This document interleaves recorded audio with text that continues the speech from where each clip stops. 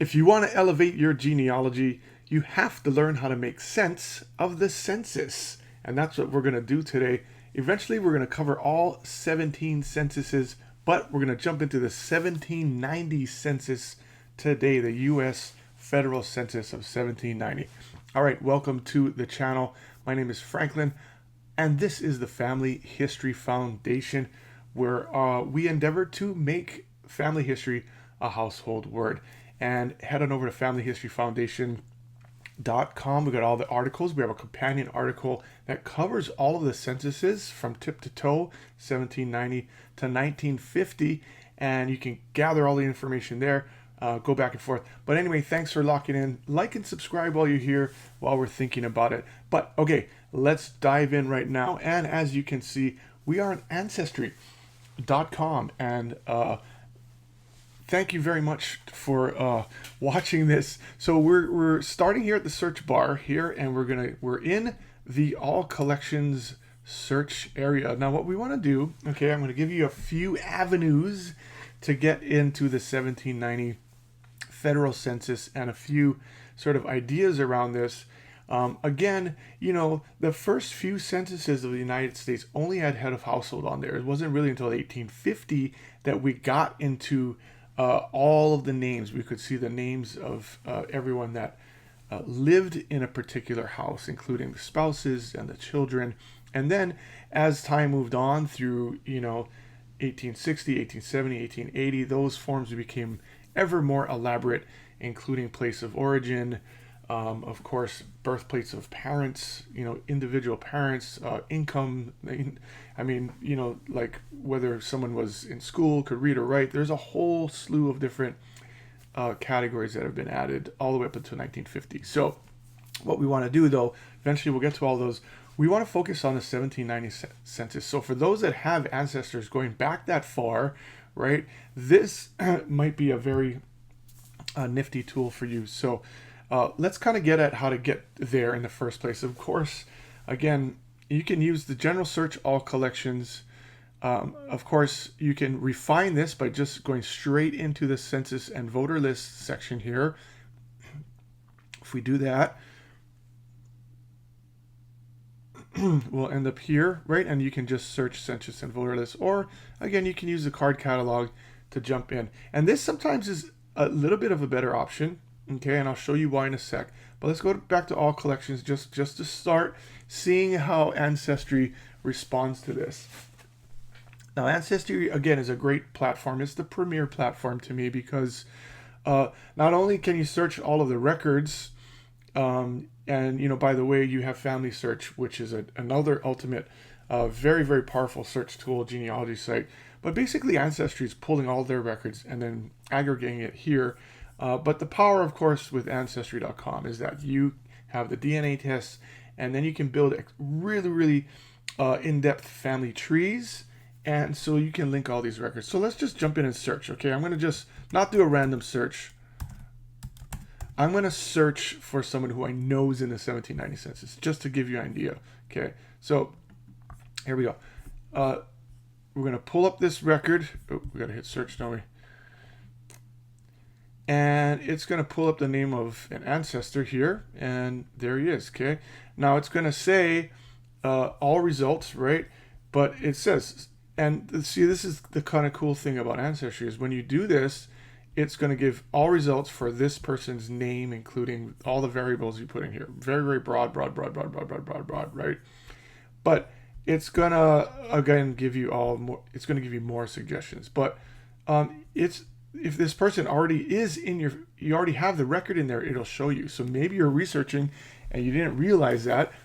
And then you can get access to the census this way. And you can search on it, and it tells you the return for my ancestor who's in there, and it tells you all of the stats here. Okay, but let's get at it another way, right? Just to show you can search through censuses and voter lists. Okay, which basically, you know, if we go back to the previous screen, it's just refining the previous search. Okay, so such that we're just sort of using the subcategories to search. Okay. Like let's just let's just type this in again, okay, and then search. So going down through the census and voter list search is basically just like subcategorizing through census, right? It's using these, except it's just pulling from the census and voter list fields down here, okay? So that's all it's really doing, okay? So if that was not obvious to you, hopefully it is now. But, for those that, have not yet mastered all of the search features on Ancestry, this is kind of a cool exercise so that you get to know it a little bit more. So now we're in census and voter lists, just in the subcategory, and you can see narrow by category, right? You can do the whole collection, UK collection, Canadian, 1700s, 1800s. So if you want to just go through here, you can start to wend your way down into something specific. But again, if you want to just search, look how the returns are going to be different, okay? Okay, the returns are going to be different. That's the key factor here. Whereas if you go through all collections, you're getting everything about this person, okay, including the census. But this also shows this return for my 5th great-grandfather, and it says, yep, all in the 1790 census. But it's only going to search all census and voter lists.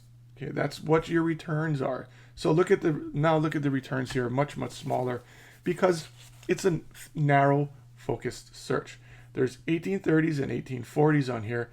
Why? Because I already have put 1790 in my family tree. Okay, so that's going to show you the next censuses, right? 1790 census, 1800 would be the next one. So that's another way to get at it. Okay, so these are all already in your tree. Okay, so I hope this makes sense. This is a way to do it, and then maybe it's not in your family tree, and that's why you're searching, right? So you can directly search through some of these other databases, or if you like, right, the card catalog gets you directly into the census itself, right? Because if I search this, if I click on view record and view image, right, this is what's going to happen. Okay, it's going to take you into the individual record. Now I'll break this down in a bit because it's important to understand what you're seeing here. Okay, but what if I want to search the rest of the censuses? Okay, maybe it'll show up here. These are just more adjacent records. So this may not help you. Maybe you're like, okay, I don't know if this, or maybe you searched and got this return, but this isn't the right person. What do you do? So, like search the card catalog, or one of those side menus that we have there that said, oh, you can search the 1790 census, right? Like if you go back to all collections, right, it'll show you as a hint, oh, jump back in. I was just in the 1790 census. So you can do that. And it's going to take you to this page here. Right? 1790 Federal Census. Okay, so let me show you another way in.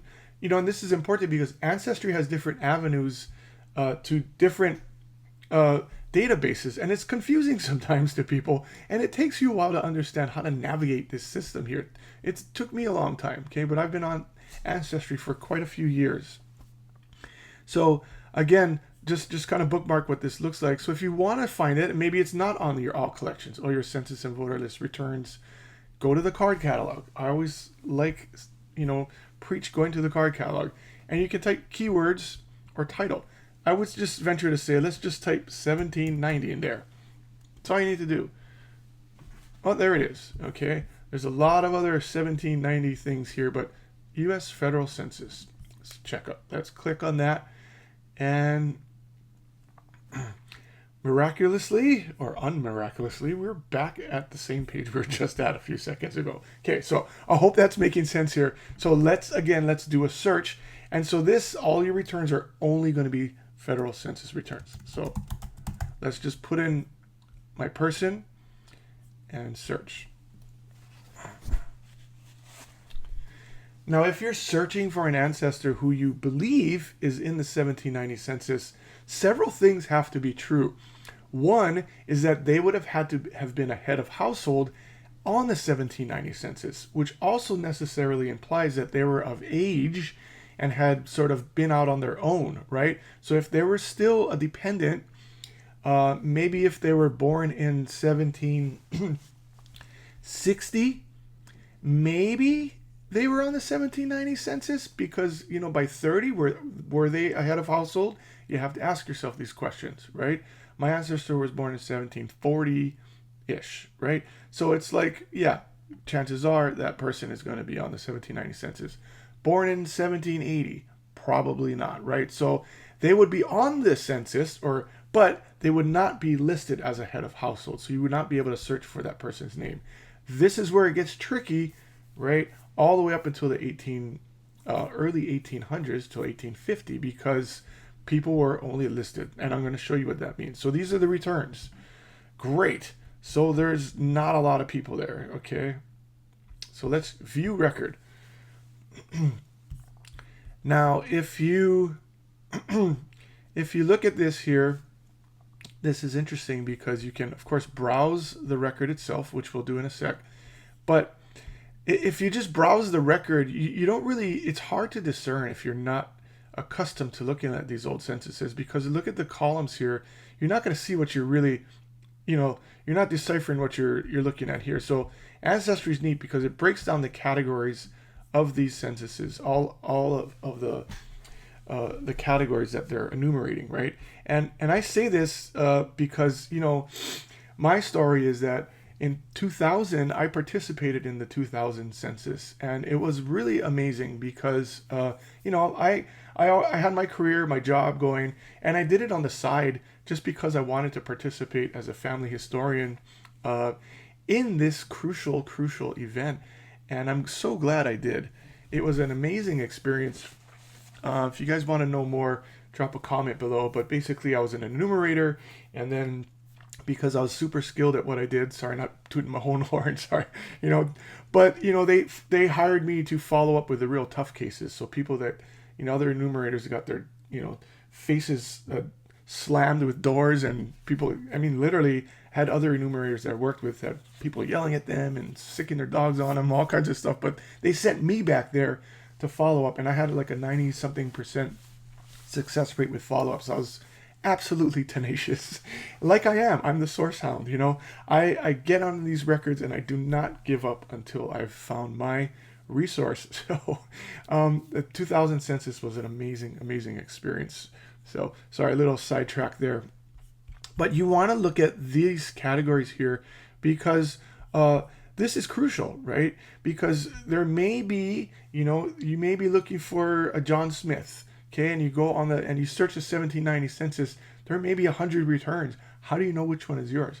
Well, you may know your John Smith lived in a certain state, in a certain county, but that still does not give you absolute proof that that was your person. So what you want to do is you want to go to your ancestry family tree, right? The person named here that you're researching, you want to open that up in another window, or you want to open it up in another tab, and you want to compare notes. Okay, now total number of members in the house. So this is crucial. Okay, so there were 12 people that got enumerated here. Now let's check this out. Okay, this is important for your research because you do not want to just add people in, just sort of off the cuff. Okay, so let's try and find my person here. Where is he here? Is he on the other page? Not quite sure. Okay. Well, these seem to be. Yeah, he's probably on this side. Oh my god. Everybody seems to be in alphabetical order here. It's probably on this side, which makes it hard to read. In any case, that's absolutely not necessary to find. But just know that you have these numbers going about here, right?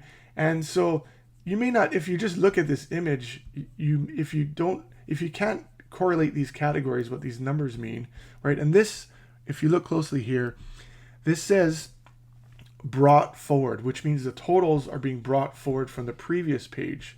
So every page is going to increase in number. Okay, these are brought forward from the totals from prior. And so, you don't really know what these categories mean until you go and look at the actual census forms themselves. But so it's crucial to understand what these numbers mean. Okay, and they show up here in these lines. Okay, if that's not already obvious. But when I go back and I compare my family tree for this ancestor, okay, I can see that there are approximately 12 people in his household. So that makes sense and is a clue. It's not absolute proof. You're going to want to go and substantiate that claim with other records to make sure this also works. Okay, very, very important. Don't just accept it, even with a name as sort of aberrant as this. Okay, but you want to go and look at these categories, right? 16 and over, right? Under 16, males 16 and over, males under 16, females, right? So there's all other people. So you want to say like, okay, he had a son that was over 16 at that time.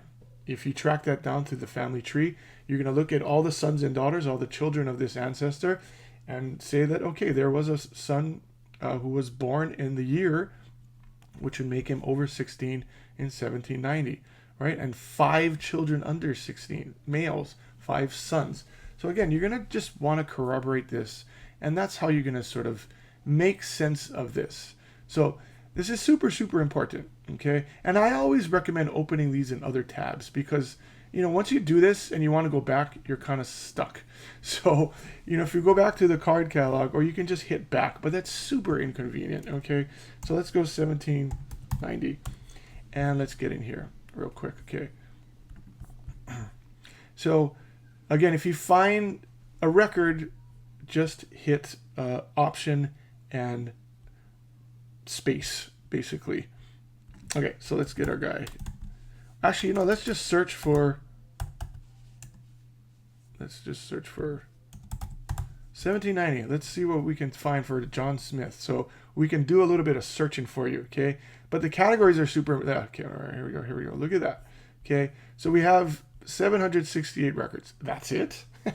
Okay, ranging from places all over the United States. Okay, so we can. So this is what I'm talking about, because it's like, if we're searching for these, right? None of these are my ancestors, but say if you want to search for some of these, you can view the record. Okay, there's no image with this. There's an image with this. This one doesn't have an image, only a record. Yeah, so you can search for these things. But then if you're searching for John Smith in Maryland, look how many Maryland returns there are. How do you make sense of that? Okay, you're really going to have to do some digging, and that's why having a family tree built out where you can sort of corroborate total number of people in the household and such becomes absolutely, absolutely crucial. Okay, and I'm going to sort of leave you with this teaser because we're going to talk about more federal censuses in upcoming videos.